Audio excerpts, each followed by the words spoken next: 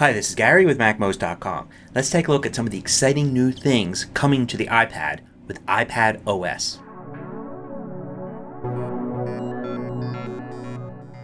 MACMOST is brought to you thanks to a great group of supporters. Go to MACMOST.com/Patreon and there you can read more about it, join us, and get exclusive content. So iOS 13 on the iPad isn't just iOS 13, it's iPadOS.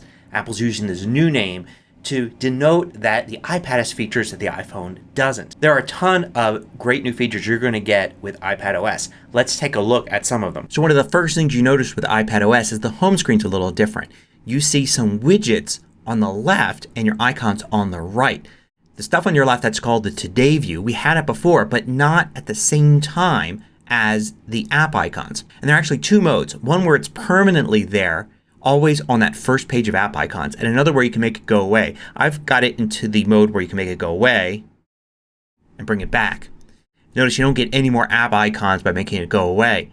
Now you can scroll through these to see all your widgets. Go to the edit button at the bottom and one of the options here is whether or not to have it permanently there. So now I can set it to be permanent, and I also get these pinned favorites, ones that will always appear there on the home screen. I still have the rest of them and then more that I can add to that Today view. So with it permanently there I can no longer get rid of it. It's permanently there. It just slides over. But I could still scroll up to see the rest of the widgets in my Today view and get to that edit button at the bottom. So let's say you're working in an app here like Safari and you want to take some notes.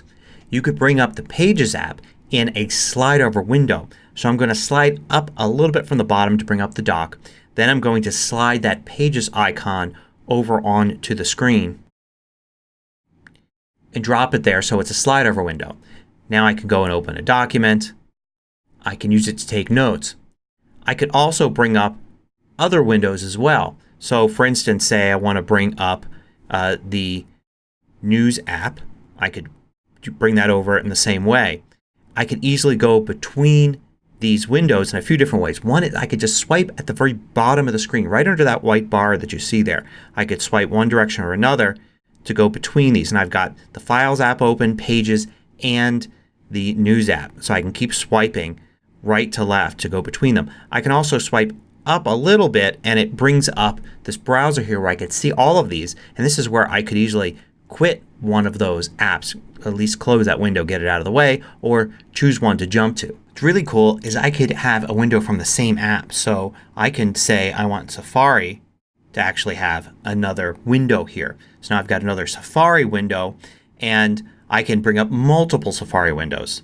So you can see here now I've got a Files window, Pages window, Safari window, all with Safari there in the background as well. You can even create windows with some apps. So for instance, Safari does this. I can tap and hold on a link and then drag it over to the side here and I can create either a slide over window like that or go all the way to the edge to create a split screen view.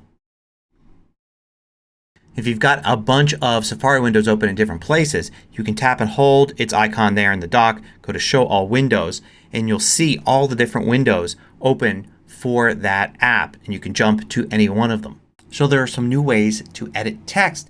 Here I am in the Notes app and this seems to work in a lot of the standard apps but doesn't yet work in Pages. Sometimes Pages is a few weeks behind. They have to come out with an update for that after the beta is done. But here I can reposition the cursor by tapping and dragging the cursor, which is kind of nice. I can also select text by simply tapping, wait like a fraction of a second for the selection to start and then drag. So I'm going to do that with the word dog here and then drag backwards. And that works really well for selecting text. Now you can still use the old copy, cut, and paste commands there, but there's these 3-finger pinch gestures. So you're supposed to be able to pinch with 3 fingers. I'm not sure if you're supposed to use these 3 or these 3 and then go up to copy. And you can see it worked. It got that little copy symbol there at the top. Just said copy there. Now I'm supposed to be able to paste doing the opposite. Pinch together and drag down. I can never get it to quite work. You can see it says nothing to copy. It still thinks I want to copy something. If I pinch with the 3 fingers together and wait, I get a little bar at the top which has paste and undo and redo and copy and cut at the top. So I could just use that. So even that's kind of an improvement. And you can undo and redo using 3 fingers swiping left to right. So I'll do swipe left with 3 fingers and it does an undo. Swipe right with 3 fingers and it's a redo.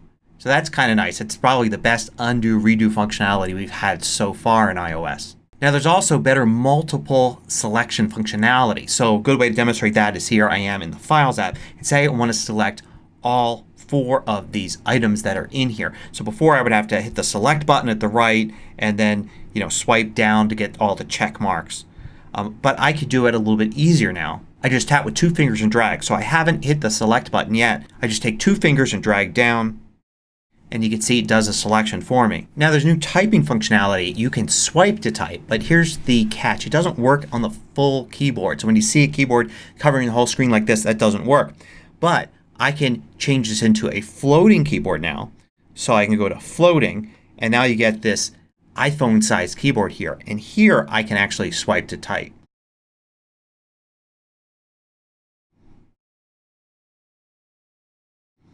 So you can see how easy that was. And if you've ever used swipe typing on the iPhone with different keyboards, it's a pretty good way to type. And this floating keyboard you can put wherever it is convenient. So you can just use one finger to do the swiping. So here's some other features. Check this out. Go to Settings and notice there is now an area for fonts. And you could go to the App Store and add fonts to your iPad. I don't think there are yet any fonts available, but there should be pretty soon. And in the Files app there's a big improvement because before we had icon view and list view. Now we have column view. So if you're used to using that on the Mac, you now have that in the Files app on the iPad as well. And you even have the preview pane on the right. It even has information about the file and quick actions that you could perform, like for instance markup or rotation of an image. And there's a downloads folder. And that's really important because remember now with iPadOS the browser is supposed to default to the desktop view. So you should be getting desktop versions of web pages, not mobile versions of web pages, which means the browser needs to behave like a desktop browser. And one of those things it needs is a downloads folder. And the Files app also gains the ability to zip and unzip files just like the Mac Finder can. And you can scan documents directly in here. Before you could use the continuity feature to scan to your Mac. Here you could just go in the Files app and scan documents directly into a file in your iPad. And there are lots of other little features, changes to Safari, changes to accessibility features, and I'm going to address those in some future videos. The one last big change I want to leave you with here is now we have dark mode. You may have noticed that I'm using it here. You go into settings, you go into display and brightness, you can switch between light mode and dark mode.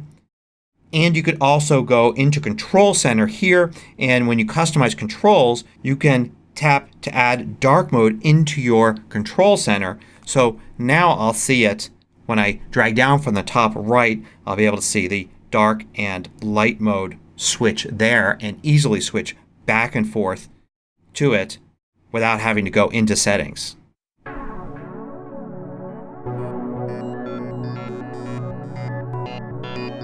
I publish new tutorials every weekday. Hit the subscribe button so you don't miss out. Then hit the little bell icon to get notifications for each new tutorial.